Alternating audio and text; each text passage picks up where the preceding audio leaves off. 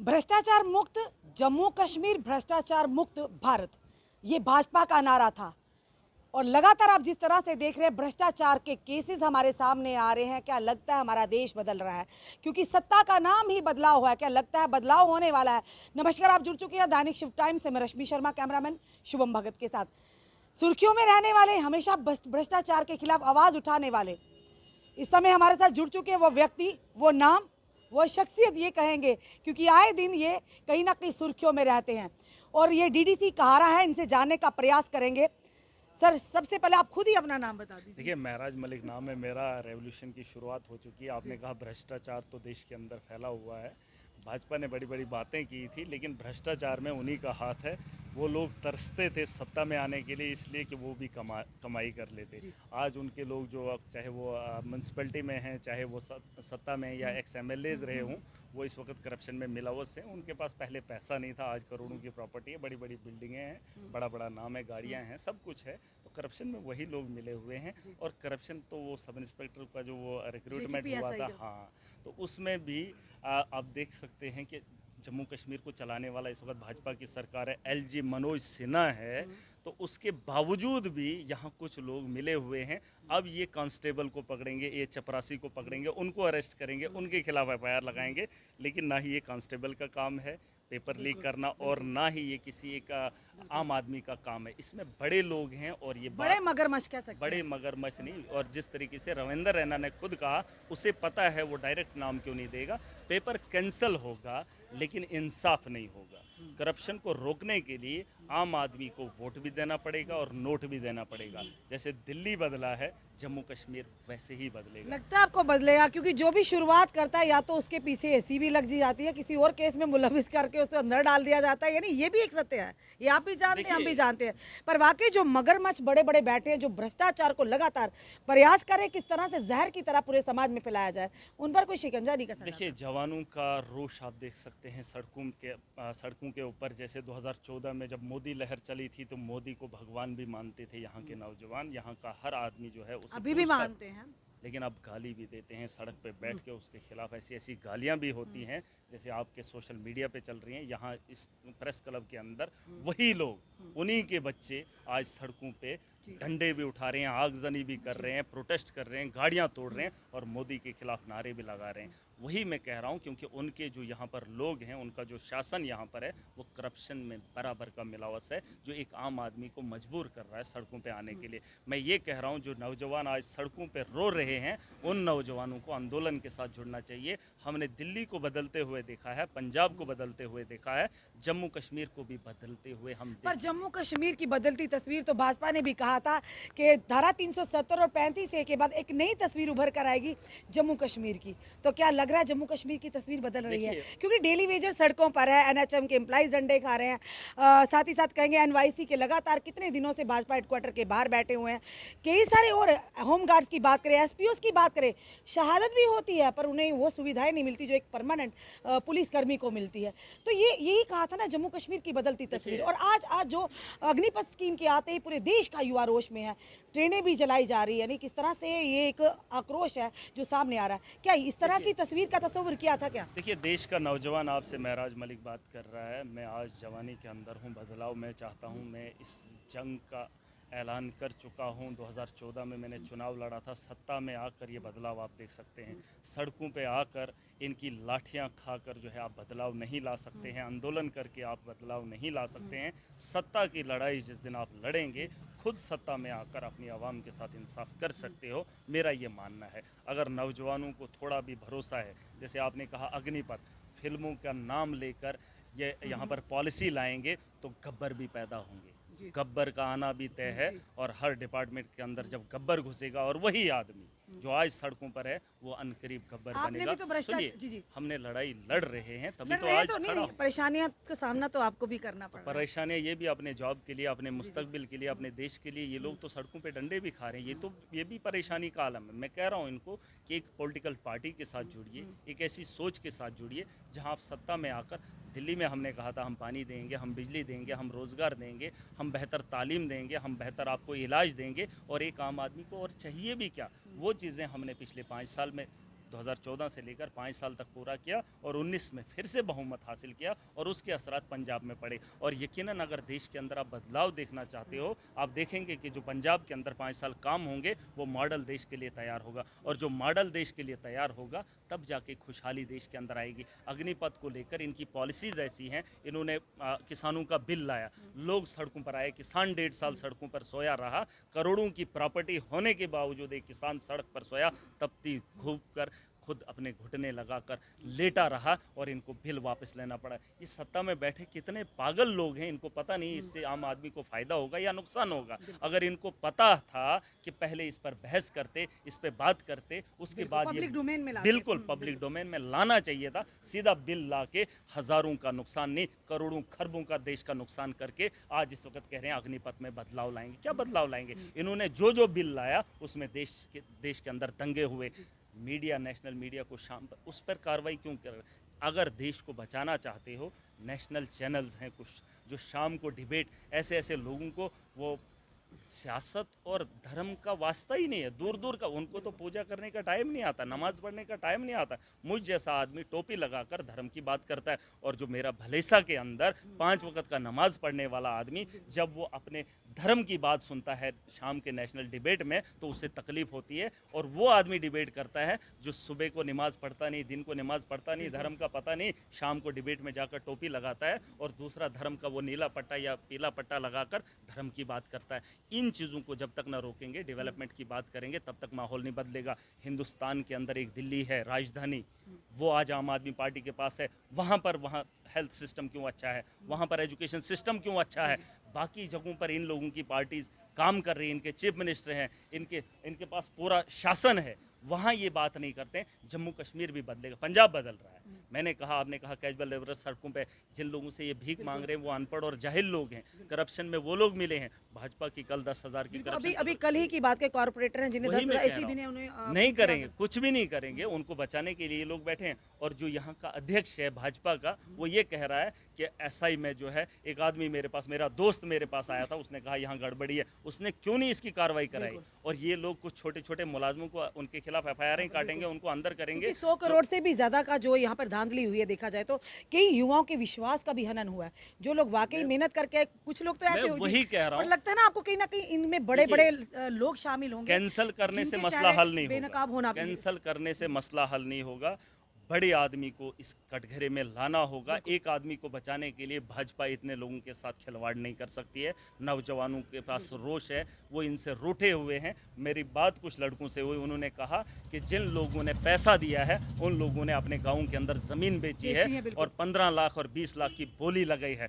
क्या उसकी वेरिफिकेशन नहीं की जा सकती? और एमपीज़, ये जो राज्यसभा का पीछे इलेक्शन हुआ था, चाहे कांग्रेस की बात हो, भाजपा की बात हो, अपने एमएलएज को जो है एक होटल में बंद किया था, उसके बाद दूसरे दिन चुनाव हुए थे। उसी तरीके से यहाँ एसआई की नौकरी के अंदर इन्होंने होटल एक बुक किया था और जिन बच्चों से पैसे लिए थे उनको होटल में कैद किया और सुबह उनको जब पेपर दिया था रात को, उसको पढ़ाकर दूसरे दिन, और वो बच्चे पास हुए हैं जो कोविड की उससे मास प्रमोशन हुई थी, जो उससे पहले पास नहीं हुए थे, वो परसेंटेज में सबसे ऊपर हैं। जो पहले एग्ज़ाम क्वालिफाई नहीं कर पाए थे, चाहे वो पार्ट फर्स्ट का हो, सेकंड का हो या 12th का हो, वो मास प्रमोशन की वजह से ऊपर आए और आज एसआई का जो है वो सीधा पास कर रहे हैं। मैं ये कह रहा हूँ कि उस पर वेरिफिकेशन अगर होगी तो भाजपा के जितने बड़े बड़े नेता हैं आपको लगता है कि इस पर पूरी तरह से कार्रवाई होगी, तथ्यों को जमीनी स्तर पर सामने लाया जाएगा? क्योंकि बड़े बड़े इसमें सामने चेहरे आएंगे अगर इस तरह की चीजें हो जाएगी। कई नेता भी इसमें होंगे इन्वॉल्व, के ब्यूरोक्रेट्स भी होंगे, क्योंकि जिस एजेंसी के थ्रू ये कम्पिटिटिव एग्जाम्स लिए जाते कहीं ना कहीं उन पर भी दारोमदार उन लोगों का भी मुलविस होना। और कहीं लगा एक व्यक्ति का भी नाम रहा है जो पैरामिलिट्री फोर्सेस से हैं, जो उसमें इन्वॉल्व हुए हैं, और काफी चेहरे अगर ऐसा होगा तो एक्सपोज होंगे सामने। देखिए, एक्सपोज कहाँ से होंगे? जब ये लोग चाहेंगे। एसीबी इनके पास है इस वक्त, जितनी भी एजेंसीज हैं उनका जो काम करने वाला है वो तो यही भाजपा के लोग हैं, ऊपर से नीचे तक। और जो इसमें मिलावट है वो बीजेपी के साथ एजेंट मिले हुए हैं और उसका जो पैसा है वो ऊपर तक गया है, तो उस पर कार्रवाई कौन करेगा? मैं ये कह रहा हूँ, अगर आपको शौक है आप उन स्टूडेंट से बात कीजिए जो पढ़ लिख कर जो यहाँ चीख रहे हैं, रो रहे हैं। जो लड़कियां मैंने रोते हुए देखी, जो नौजवान जो पढ़ लिख कर तो सड़कों पे आज रो रहे हैं और भीख की गुहार लगा रहे हैं।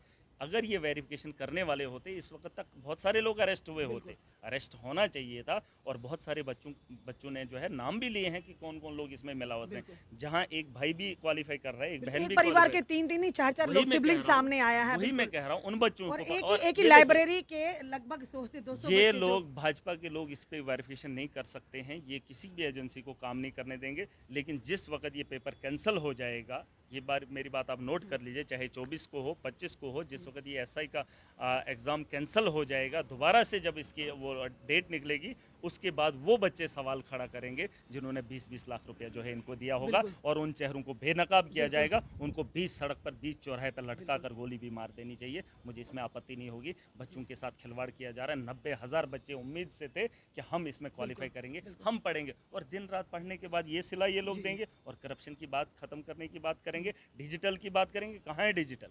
अगर डिजिटल होता तो करोड़ों की बोलियां नहीं लगनी होती, जो भी आपको इन्होंने लगता किया। है महाराज जी बदलाव होगा जम्मू कश्मीर में? जिस तरह से दिल्ली की बात करें, पंजाब की बात करें, मॉडल जम्मू भी हमारा जम्मू कश्मीर बनेगा। बदलाव तय है। क्योंकि बदलाव का वायदा तो पहले भी किया गया था, बदलाव कहीं दिखा नहीं। दिख तो रहा है पर वो सड़कों पर दिख रहा है, लाठियां बांधी जा रही है, प्रदर्शन किए जा रहे हैं। आप ये अगर कहेंगे कि बदलाव बीजेपी लाएगी तो वैसा उसके साथ में खड़ा नहीं पर है। भाजपा तो कह रही है हमारा उनके सीएम कहने बनने से दो। फर्क नहीं उन्होंने कहा हमारा सीएम बनने दो, सब कुछ बिल्कुल सीएम सामान्य आवाम हो बनाएगी जाएगा। ना, सीएम आवाम बनाएगी। जो उनका अध्यक्ष है वो तो वहाँ पर बहुत जगहों पे गया है। आप ही ने कहा कि वो सहने वाला आदमी है, वो लातें भी सह लेगा, वो घूसे भी सह लेगा। तो वोट की ताकत से उसको रोकना भी वो भी सह लगता है इस लेंगे। बार वोट की चोट विपक्ष में होगी। रहना बिल्कुल। लगता है वोट की चोट होगी इस जिस बार। दिन आवाम अगर बदलाव चाहती है तो मैं दावे के साथ कह सकता हूँ इस बार नोट भी देना होगा, वोट भी देना होगा। भ्रष्टाचार आप और इस युवाओं को सिस्टम जाते जाते क्या कहोगे इस समय? जो भी युवा, आप युवा नेता हैं, किस तरह का बदलाव होना चाहिए और युवाओं को कितना अहम योगदान रहता है, अहम रोल रहता है किसी भी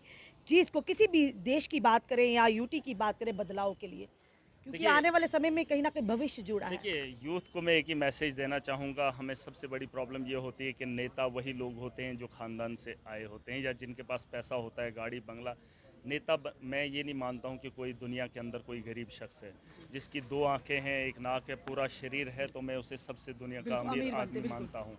अगर वो कपड़ा पहन भी ना पाए लेकिन तब भी अमीर है। हमारे यहाँ एक छोटी सी मिसाल देना चाहूँगा कि हमारे यहाँ अगर 25-30 साल के बाद बाल निकलना शुरू हो जाएं तो उसे बड़ी तकलीफ़ होती है, वो सर छुपा देता है।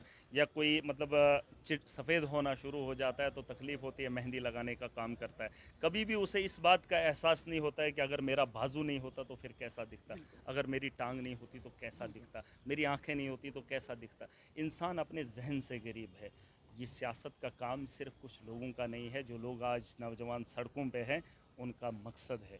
अगर ये अनपढ़ लोग एमएलए बनकर मंत्री बन सकते हैं तो जो लोग पढ़ लिख कर एग्ज़ाम दे रहे हैं, मैं उनको कह रहा हूँ, जो पढ़ लिख कर जो अच्छे यूपीएससी के लिए या आईएएस केएस के लिए जो है तैयारियां कर रहे हैं, वो बच्चे जब उनके साथ विश्वासघात होता है वो सड़कों पे आके इन अनपढ़ों से इंसाफ मांगने की उम्मीद रखते हैं, तो मेरा दिल दुखता है। मैं चाहता हूँ जो लड़का पढ़ा लिखा है वो सियासत के अंदर आए, ईमानदारी के साथ आए, ईमानदारी का खात्मा हो। एक आखिरी सवाल, जाते जाते आपका समय नहीं लेंगे, कि क्या लगता है आपको कि जिस तरह से युवाओं के लिए नीतियां लाई जा रही है, क्या एमपीज और एमएलएस की भी ऐसी नीति होनी चाहिए?